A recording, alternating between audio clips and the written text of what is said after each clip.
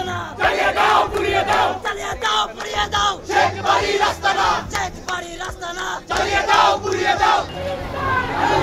একসাথে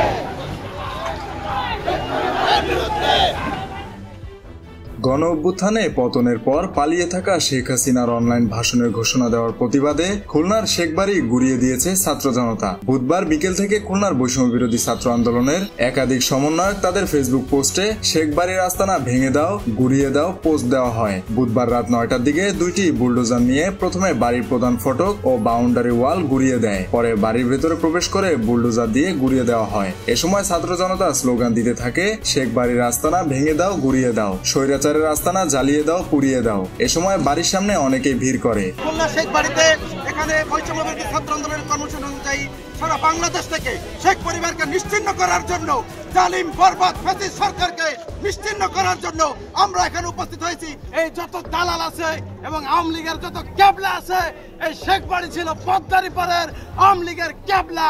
এই ক্যাবলাকে আমরা ভেঙে দিতে চাই। বাংলার জমিনে কোথাও আর আওয়ামী লীগের কোনো ক্যাবলা থাকবে না, আওয়ামী লীগ থাকবে না, আওয়ামী লীগের কোনো দালাল থাকবে না, ভারতের কোনো দালাল বাংলার জমিনে থাকবে না।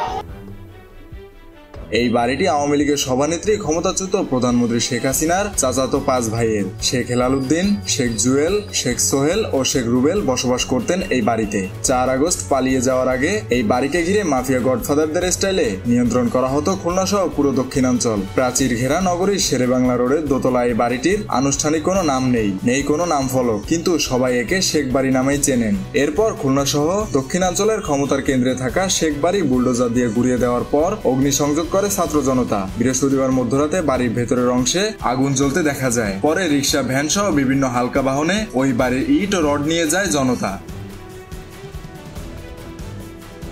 গত বছরের 5 আগস্ট শেখ হাসিনার পতনের আগের দিন 4 আগস্টই খুলনায় এই বাড়িতে হামলা চালায় ছাত্র জনতা। সেদিন ছাত্র জনতার ক্ষোভে দফায় দফায় ভাঙচুরের পর আগুন দেওয়া হয় বাড়িটিতে।